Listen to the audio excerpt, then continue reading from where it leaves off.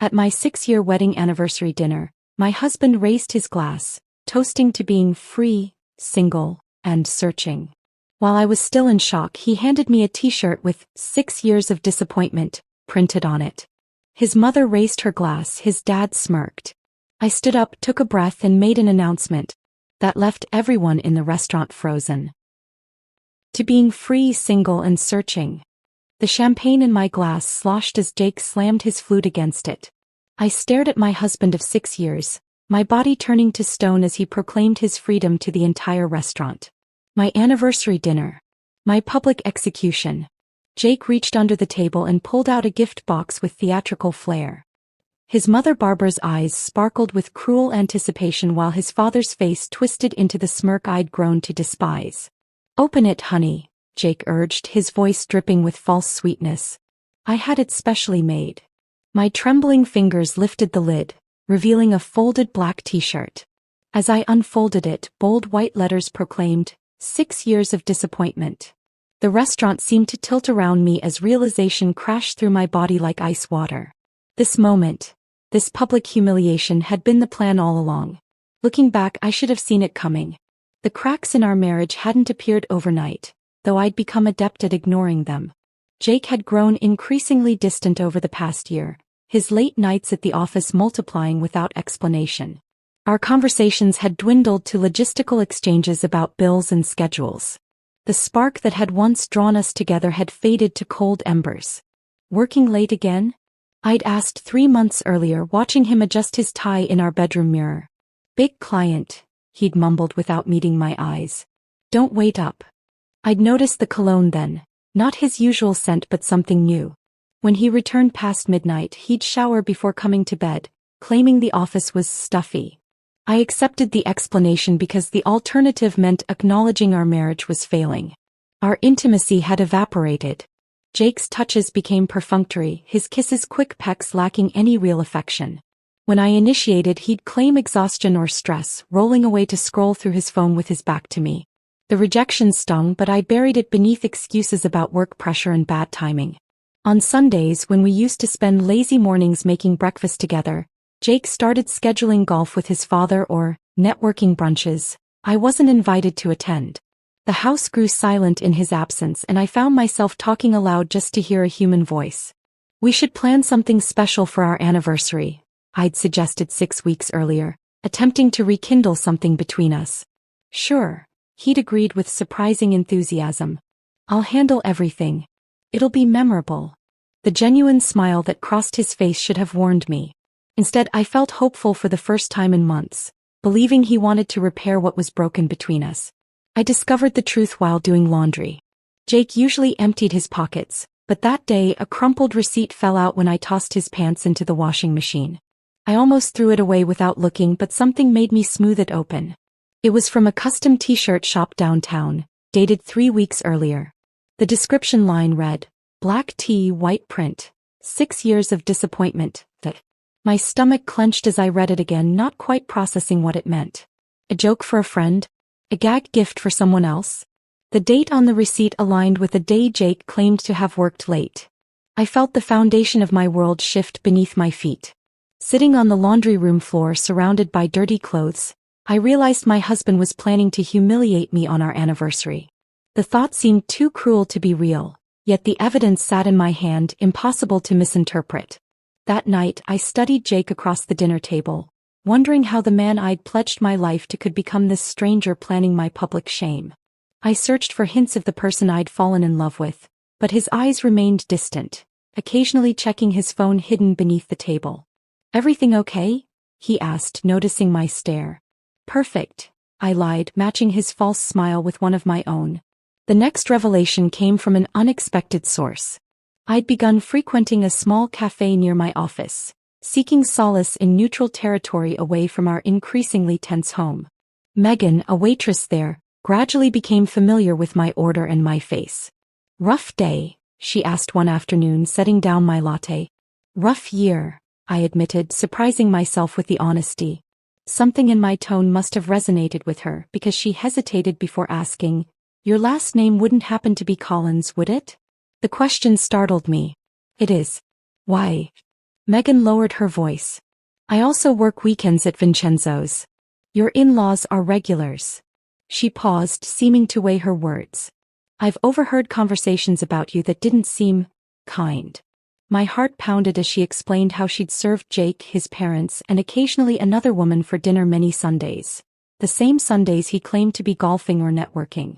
They discussed an anniversary surprise with malicious excitement, specifying it would happen at Vincenzo's, the upscale Italian restaurant his mother adored. I'm not supposed to get involved in customers' business, Megan said, but it sounded cruel. I'd want someone to tell me. I thanked her with tears threatening to spill. As she turned to leave, I asked, the woman with them, can you describe her? Blonde, mid-30s. Designer clothes.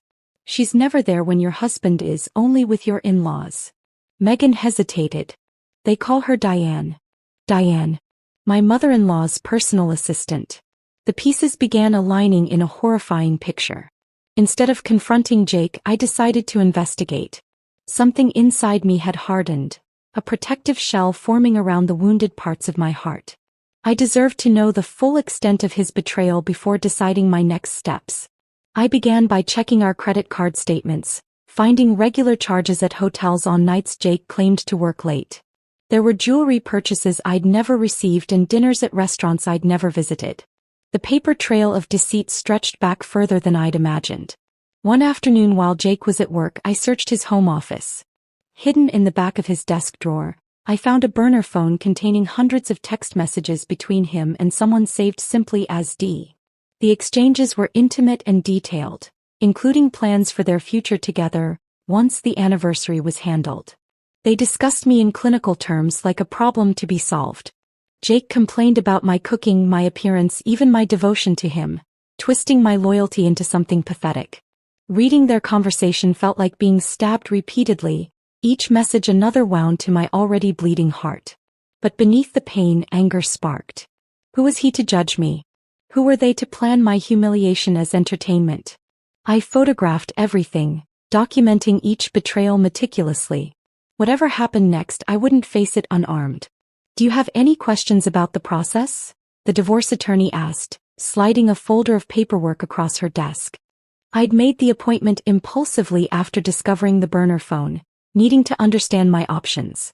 Attorney Sarah Reeves had come recommended as someone who handled high-conflict divorces with discretion. What about financial protection? I asked, thinking of our joint accounts. If I wanted to secure assets before filing? Legally, you're entitled to your fair share, she explained. I'd recommend documenting everything now and moving your portion to separate accounts before any confrontation occurs. It's not hiding assets, it's protecting what's rightfully yours. The meeting lasted an hour, during which I outlined the evidence I'd gathered. Sarah listened without judgment, taking careful notes. It sounds like your husband and his family are planning something particularly vindictive, she observed. Given that, I'd suggest being strategic rather than reactive. As she detailed potential approaches, something settled inside me, a cold, clear determination replacing the chaotic hurt. This wasn't just about ending a marriage. It was about reclaiming my dignity from people who planned to strip it away for their amusement. When I left her office, clutching a folder of legal options, I felt different. Heartbroken, yes, but also resolute. The woman who'd entered that office had been desperate and wounded. The one who walked out was beginning to sketch the outline of a counterattack. Jake had no idea what was coming. Neither did I, not yet, but I knew with absolute certainty that his toast to freedom would not go as planned. My newfound determination pushed me forward like a woman possessed. With legal advice fresh in my mind, I decided to follow the money before Jake suspected anything. Our checking account showed normal activity, but when I dug deeper into our joint investment portfolio, alarm bells started ringing. Over the past 3 months, Jake had systematically transferred small amounts, not enough to trigger notifications but substantial in total, to a separate account I had no access to. That's odd, I whispered to myself, scrolling through the transaction history. A pattern emerged. $2,000 here, $1,500 there, always just below the notification threshold we'd set up. The transfers began exactly 4 months ago, right around the time Jake's behavior had shifted from merely distant to actively secretive. I called our financial advisor, pretending everything was normal. Mark, Quick question about those recent transfers from our joint portfolio. The ones to Jake's personal account? He mentioned you were saving for a big anniversary surprise. Mark sounded genuinely pleased for us. Didn't want to spoil it by sending statements to your shared email. A chill spread through me. Of course. Just double-checking the numbers. How much has been moved in total? The figure he quoted made my knees buckle. Nearly $80,000. Almost half our liquid savings had been systematically siphoned away. The anniversary surprise wasn't just a humiliating t-shirt. Jake was preparing to leave me financially vulnerable too. I thanked Mark casually and hung up before anger could seep into my voice. That same afternoon, I opened a separate account at a different bank and transferred my personal savings, money I'd inherited from my grandmother, out of our shared account. It wasn't much compared to what Jake had taken, but it gave me breathing room. The search for financial documents led me to the attic, a space I rarely entered. Jake had insisted on storing our important papers there in a filing cabinet he'd inherited from his father. The cabinet itself was a hulking metal monster, covered in a layer of dust that suggested Jake hadn't accessed it recently either. I found our mortgage papers and tax returns easily enough, but the bottom drawer contained something unexpected. A cardboard box labeled simply family. Inside were photo albums and newspaper clippings dating back 2 decades. Most featured Jake's parents at various social events, testimonials to their status in our small community. But tucked at the bottom was a smaller album with a tarnished leather cover. The photos inside showed a different family than the one I knew. Barbara smiling genuinely, Richard without his perpetual scowl, Jake as a teenager with braces, and beside him in almost every shot, another boy a few years older. I flipped the album over, finding names and dates written in faded ink. Jake and Michael, summer 1998. Michael. Jake had never mentioned a brother. Digging deeper into the box, I found a newspaper clipping with the headline, "Local Student Wins Full Scholarship to Princeton." The grainy photo showed a serious young man with Jake's jawline but different eyes. Kinder somehow. The article identified him as Michael Collins, son of Richard and Barbara, graduating valedictorian. Another clipping, dated 3 years later, mentioned rising financial star Michael Collins, joining a prestigious firm in New York. Then nothing, as if he'd been erased from the family record. I sat back on my heels, dust motes dancing in the attic's dim light. 6 years of marriage and Jake had never once mentioned having a brother. What else had been hidden from me? You didn't know about Michael? Mrs. Porter's eyebrows shot up nearly to her hairline. Our neighbor was in her 70s and had lived next door to the Collins family for decades. If anyone knew their secrets, it would be her. I'd brought her a homemade pie as pretense for my questions, claiming I was putting together a family photo album for our anniversary. Jake mentioned a brother once but never elaborated. I lied smoothly. I thought it might be nice to include some childhood photos of them together. Mrs. Porter's living room smelled of lavender and old books. She set down her teacup with a clatter. Well, I'm not one to gossip, but that family did that boy wrong. Michael was the smart one. Kind too. Richard had his life all planned out. Ivy League education, then joined the family business. But Michael wanted to make his own path. According to Mrs. Porter, the final break came after Michael discovered questionable accounting in his father's business and threatened to report it unless changes were made. He was cut off completely, name never spoken again in the family home. And Jake? I prompted. Were they close? Thick as thieves growing up. But Jake always needed his parents' approval more than Michael did. She leaned forward, lowering her voice. After Michael left, Richard and Barbara focused all their attention on shaping Jake. Told him what to study, where to work, even who to date. My stomach clenched. Who to date? Mrs. Porter patted my hand sympathetically. They never thought anyone was good enough for their remaining son. When Jake brought you home, Barbara spent weeks telling everyone you were temporary. Even your wedding. Remember how they insisted on changing your colors from blue to burgundy? Barbara told my daughter it was because blue wasn't sophisticated enough for Collins family photos. I remembered the color change, how I'd given in to keep the peace. How many other decisions had been influenced by the Collins family's manipulation. They control everything in Jake's life, Mrs. Porter continued. That fancy job. Richard pulled strings. Your house. Barbara found it. I've always wondered how much of your marriage was Jake's choice and how much was their orchestration. I left Mrs. Porter's with my mind spinning.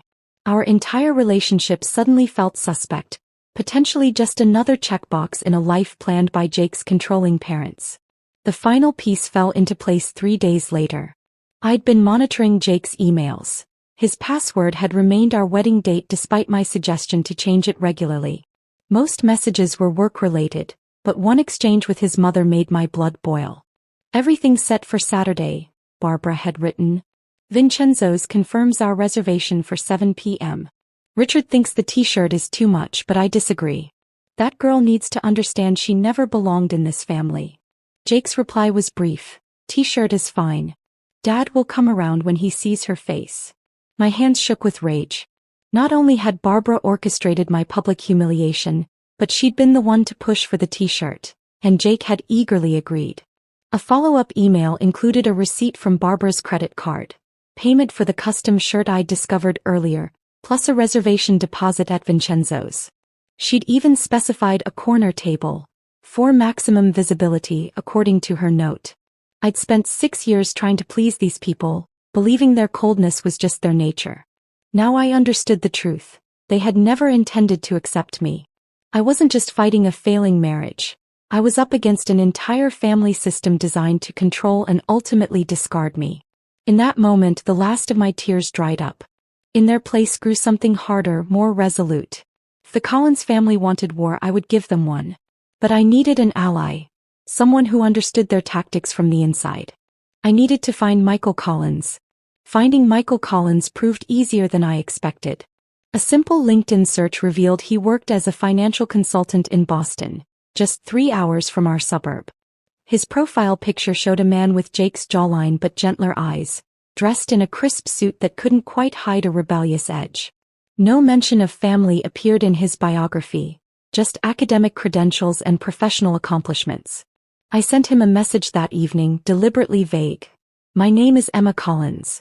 I'm married to Jake. There are things about your family I believe we should discuss. Would you be willing to meet?" His response came the next morning, just 4 words. "Cornerstone Cafe. Sunday. Noon." The drive to Boston gave me too much time to doubt myself. What if Michael was worse than his family? What if this was a trap? By the time I pulled into the parking lot of the small cafe on the outskirts of the city, my hands were trembling. I spotted him immediately. Michael sat at a corner table, angled to watch both the door and street, a posture that spoke of habitual vigilance. He stood when our eyes met, uncertainty flickering across his face. Up close, the resemblance to Jake was stronger yet somehow more distant, like looking at what Jake might have become in a kinder universe. "Emma," he said, offering a hand rather than a hug. "You look nothing like the wedding photo they keep on the mantle." "They still have our wedding photo displayed?" I couldn't hide my surprise. A ghost of a smile touched his lips.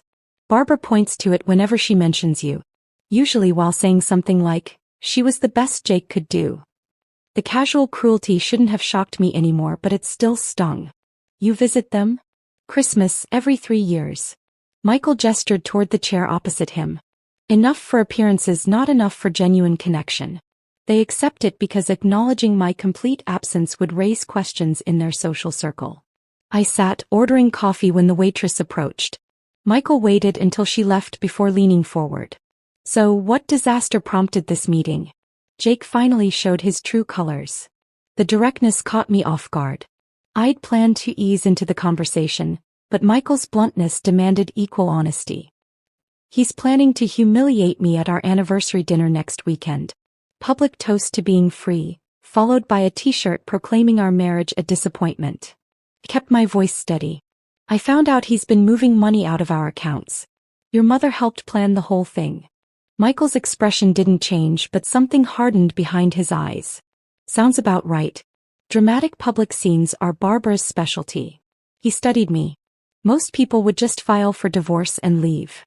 I tried the keep the peace approach for 6 years. It didn't work." I met his gaze directly. "Now I want to understand what I'm really dealing with." For the next hour, Michael painted a picture of the family I thought I'd married into. Richard Collins had built his financial services firm through connections rather than ethics, cutting corners and leveraging secrets he knew about influential people. Barbara, with her society connections, provided access to wealthy clients while carefully crafting the family's respectable image. My first mistake was being too good at math, Michael explained, a bitter smile playing at his lips. I joined the firm after college, part of Dad's grand plan. 3 months in, I noticed discrepancies in certain client accounts. Small percentages skimmed systematically over years. When he confronted his father, Richard offered justifications about management fees clients had verbally approved. When Michael pushed back, threatening to report the irregularities, the family response was swift and absolute. They gave me a choice: fall in line or be erased. Michael's voice remained even, but his knuckles whitened around his coffee cup. I chose erasure. Left town that night with what I could pack in my car.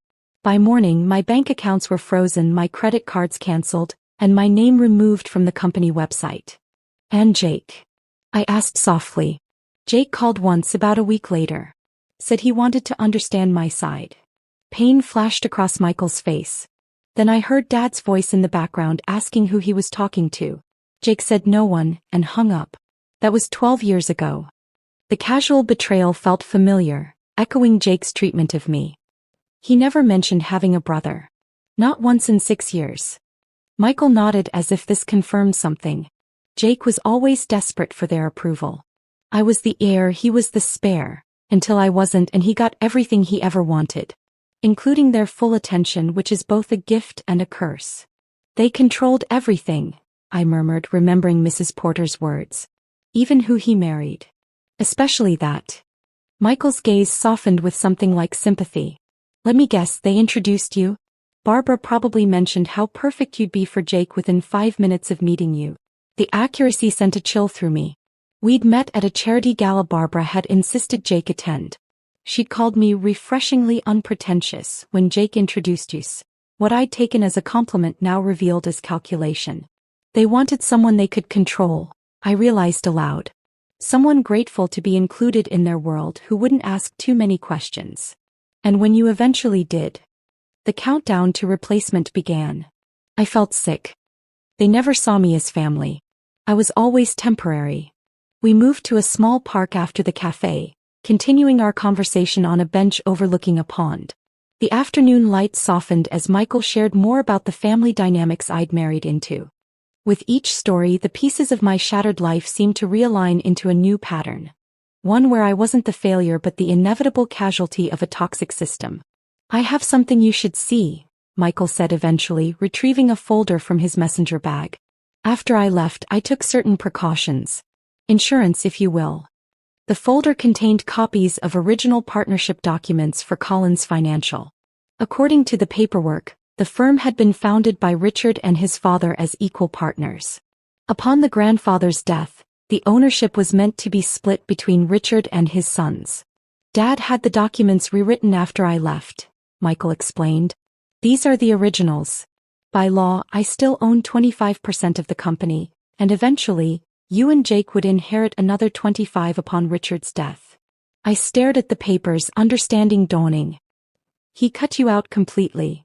And Jake either doesn't know or doesn't care. Michael's voice held no bitterness, just resignation. I've never pursued it. Starting over felt cleaner than fighting for a place in a family that didn't want me. The sun was setting when we finally parted, exchanging phone numbers with a promise to stay in touch. Something had sparked between us. A connection born of shared wounds and understanding. In Michael's eyes, I saw recognition of the person I truly was, not the convenient placeholder his family had designated me to be. Our meetings became regular over the following weeks. We were careful at first, meeting in out-of-the-way places where Jake's friends wouldn't see us. I told Jake I'd joined a book club to explain my absences, a lie he accepted without interest. Michael showed me how to protect myself financially, helping me secure my remaining assets. I shared details of the upcoming anniversary ambush, watching his expression darken with each new revelation. The attraction that grew between us wasn't planned. It began with simple things, his hand steadying my elbow, our fingers brushing when passing coffee, lingering eye contact that made my heart race. After years of Jake's coldness, Michael's attentiveness felt like stepping into sunlight after a long winter. The night everything changed, we'd been reviewing financial documents in Michael's apartment. A spring storm raged outside, rain lashing against the windows. When I stood to leave, Michael caught my hand. "Stay," he said simply. "It's not safe to drive in this." I stayed. What happened between us that night wasn't revenge or rebound. It was recognition. Two people who had been damaged by the same family finding comfort and understanding in each other's arms. 6 weeks later, the pregnancy test showed positive. I sat on my bathroom floor, staring at the little pink line with a mixture of terror and wonder. Jake and I hadn't been intimate in months. There was no question who the father was. I called Michael immediately. His voice was steady when I told him, asking what I wanted to do. Not telling me, not assuming, asking. In that moment I knew. This child, created between two people the Collins family had rejected, would be the greatest evidence of their failure. Not just a baby but a new beginning. And suddenly I knew exactly what my announcement at the anniversary dinner would be. The pregnancy test changed everything. What had begun as a defensive strategy to protect myself from humiliation evolved into something far more significant. This wasn't just about avoiding Jake's trap anymore. It was about creating a future free from the Collins family's toxic influence. Looking at that positive test, I felt strangely calm. The path forward suddenly appeared with perfect clarity. "We need to act quickly," Michael said when we met the next day, his hand protectively covering mine. "The anniversary dinner is less than 3 weeks away." I nodded, squeezing his fingers. "I've made a list. First priority is securing assets." My meeting with Sarah Reeves, the divorce attorney, had prepared me well. She'd outlined the steps to legally protect myself without crossing into improper behavior that could backfire in court. The following morning, I scheduled an appointment with Vanessa Chin, the financial advisor Sarah had recommended. "Your situation isn't uncommon," Vanessa assured me, reviewing our financial statements. "Spouses planning to leave often move assets gradually, hoping to avoid detection." She helped me document Jake's systematic withdrawal of funds, creating a paper trail that would support my claims in the divorce. Then we discussed what I could legally secure. "Your inheritance from your grandmother is separate property," she explained. "The funds in your personal account are safe. For joint assets, you're entitled to your fair share." With her guidance, I transferred exactly half of our remaining joint savings into my new secure account. The transaction would be visible to Jake, but as Vanessa pointed out, it's completely legal. If he questions it, simply say you're diversifying investments. The house presented a more complicated challenge. As Jake had often reminded me, his parents had helped with the down payment. A gift that came with invisible strings attached. The deed, however, listed both our names. When Jake mentioned an overnight business trip to Philadelphia, I recognized my opportunity. His regular business trips had become more frequent lately, and a quick check of his burner phone confirmed my suspicions. He'd be meeting Diane at a downtown hotel. The moment his car pulled away from our driveway, I called Malcolm Reed, a real estate agent known for quick, discreet sales. Within hours, he was walking through our home. "The market is hot right now," Malcolm noted, making notes on his tablet. "Your location and the recent kitchen remodel put you in an excellent position. We could list significantly above what you paid 4 years ago." "I don't want to list it yet," I clarified. "I need to understand the process and timeline. My husband and I are." I paused, choosing my words carefully, considering our options. Malcolm's expression told me he understood the subtext. "I've handled many divorces, Mrs. Collins. If you decide to sell, I can move quickly. The paperwork requires both signatures, but everything else can be prepared in advance." I thanked him, taking the detailed market analysis he prepared. The potential sale price was higher than I'd expected, enough to secure a fresh start even after splitting the proceeds with Jake.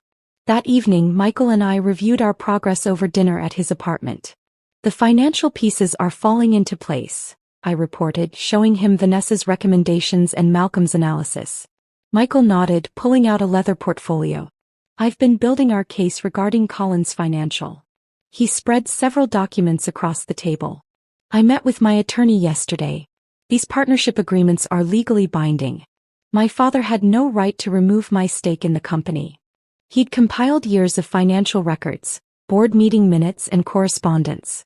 Together they painted a damning picture of how Richard Collins had systematically erased his elder son from the family business. According to my attorney, I have grounds for a substantial lawsuit. Michael's voice remained calm, but his eyes betrayed his hurt. Not just for my share of the company, but for years of lost dividends and growth. I studied the documents, recognizing the opportunity they presented. You never pursued this before. Why now? His gaze met mine, intensity burning in those kind eyes that had become so dear to me. Before it was just about money. Now, his hand gently touched my stomach. Now it's about legacy. About making things right for more than just myself. Our planning continued into the following week. While Jake attended client meetings and secret rendezvous with Diane, I systematically prepared for my departure from a marriage that had become nothing but a facade. I sorted through personal belongings, quietly removing family heirlooms and irreplaceable photographs from our home, storing them in a small rental unit Michael helped secure. I forwarded important mail to a new P.O. box and changed my personal passwords on every account. The most critical ally in our plan emerged when I reached out to Megan, the waitress who had first warned me about Jake's scheme. We met at a park far from both Vincenzo's and the cafe where she normally worked. Her expression was concerned as I outlined what I'd discovered since our last conversation. "They're horrible people," she murmured, shaking her head. "What will you do at the dinner?" I shared the broad strokes of my plan, watching her eyes widen. "I need someone on the inside," I explained. "Someone who can help ensure the timing works perfectly." Megan hesitated only briefly before nodding. "I'm scheduled to work that night anyway. What do you need from me?"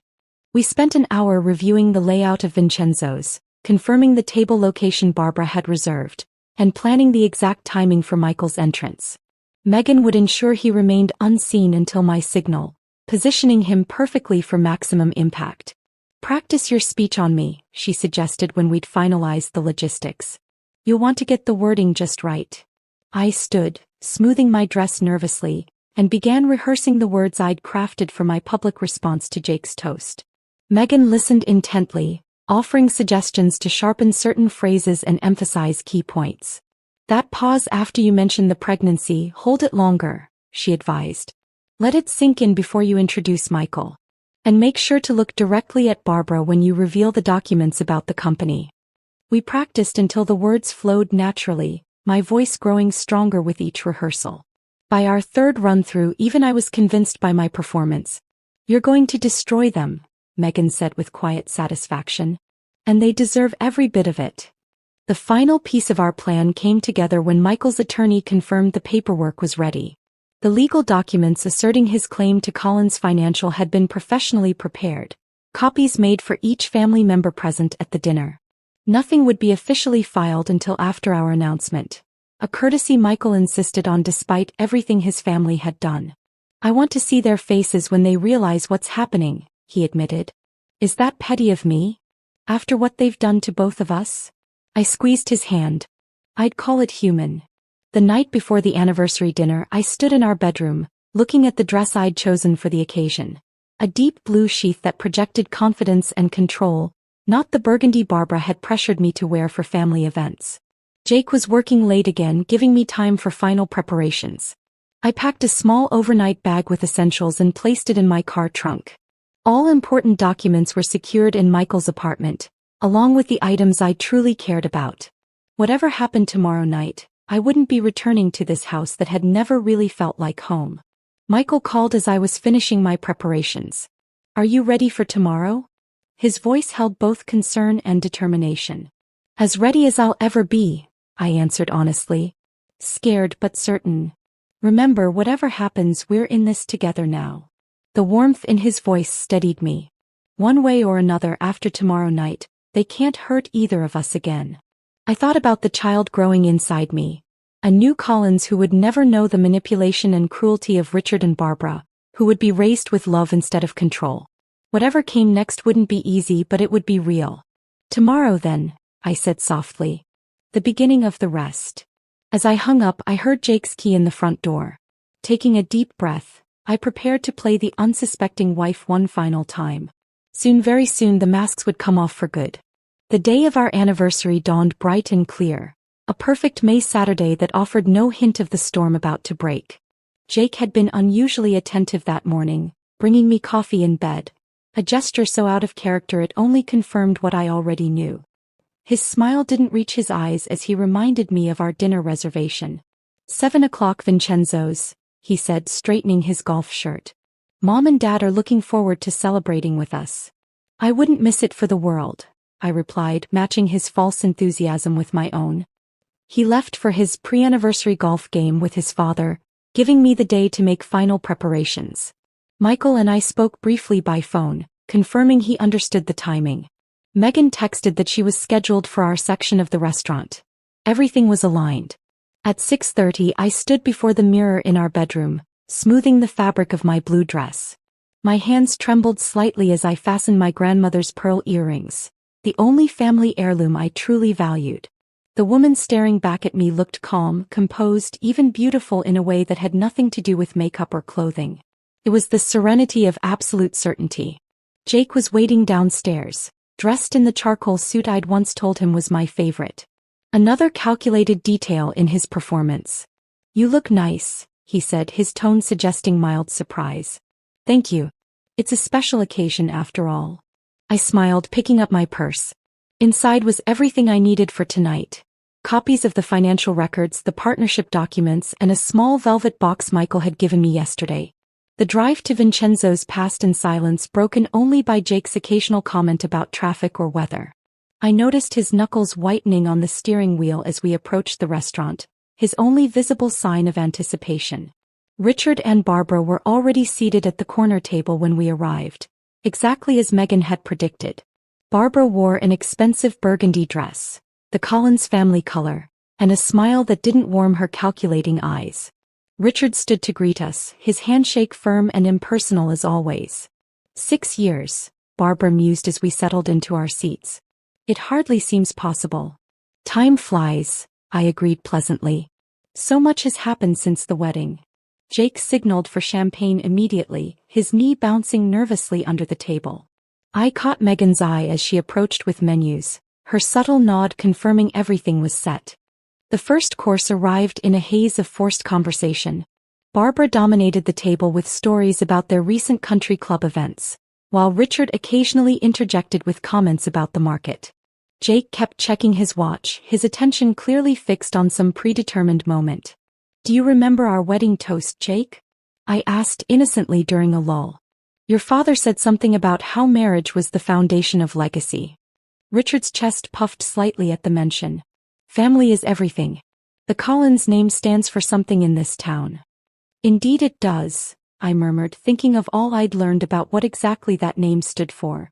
The main course had just been cleared when Jake finally set his plan in motion.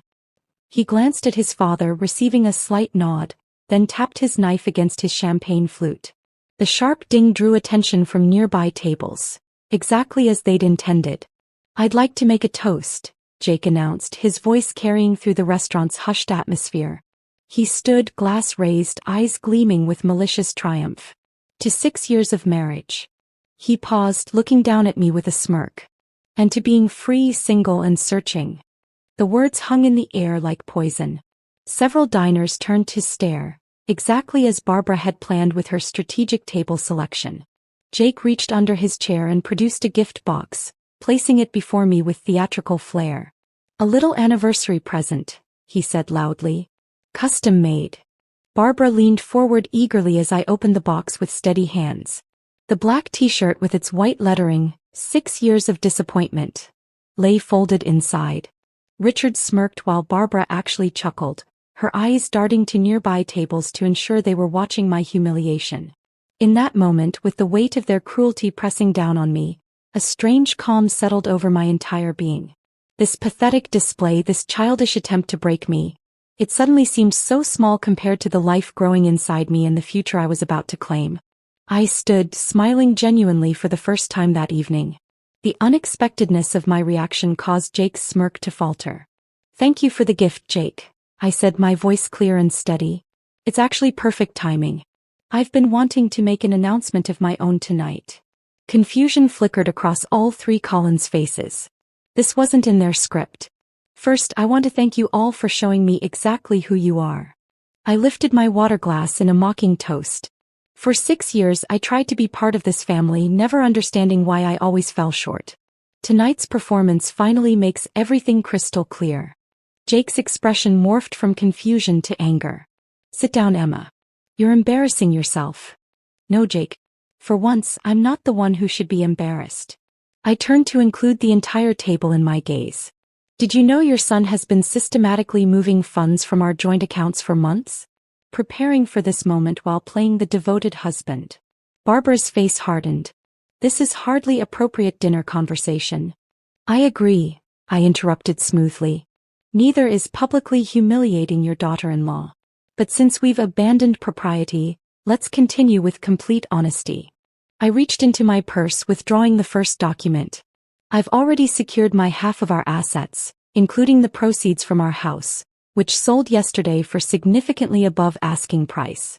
I smiled at their shocked expressions. Turns out the market is excellent right now. Jake's face flushed crimson. You can't sell our house without my signature. You signed the listing agreement 3 weeks ago, I replied calmly. Remember that stack of work documents you initialed without reading?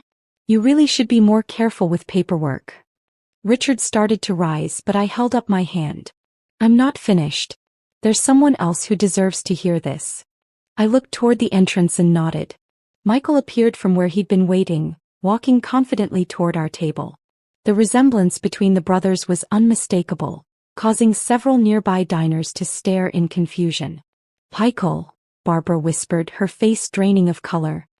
He stopped beside me, placing a supportive hand at the small of my back. Hello, Mother.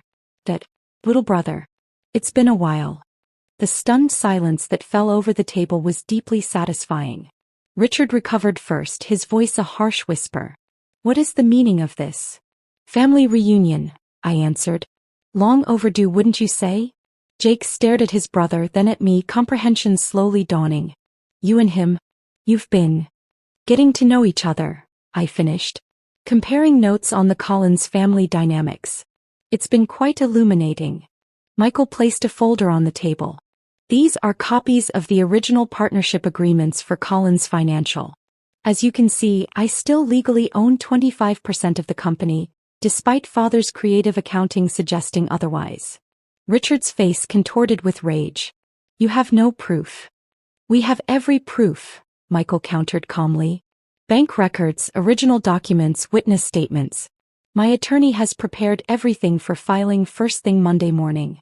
I placed my hand protectively over my still flat stomach, delivering the final blow. And one more announcement before we go. I'm pregnant. The words hung in the air as I let them absorb the implication. Michael and I are expecting a child. A Collins heir who will never know the manipulation and cruelty you three consider love. The restaurant had fallen completely silent. At nearby tables, diners sat frozen, forks suspended midway to mouths, all pretense of not listening abandoned. Barbara found her voice first, hissing, You planned this entire charade to humiliate us. No, Barbara. You planned a charade to humiliate me. I simply refused to play the victim. I picked up the t-shirt from its box. You should keep this. It suits your family better than it does me. I placed the shirt in front of her, then reached for Michael's hand. Goodbye, Jake. I'll have my lawyer contact you regarding the divorce. As we walked away, I heard the crash of Richard's fist hitting the table, Barbara's harsh whisper to control yourself, and Jake's stunned silence. We passed Megan, who gave me a subtle thumbs up from behind her serving tray. Outside, the evening air felt clean and new against my skin. Michael squeezed my hand as we walked toward his car. Are you okay? He asked softly. I took a deep breath, feeling the weight of 6 years lifting from my shoulders. Behind us, the restaurant door banged open as Jake stormed out, stopping short when he saw us together. This isn't over, he called, his voice breaking slightly. I turned back one last time, meeting his gaze steadily. You're right about one thing, Jake. I am free now. I smiled, genuine and unforced. And that's worth celebrating. Hand in hand with Michael, I walked away from the Collins family and their toxic legacy, toward something real, something honest, something that finally felt like home.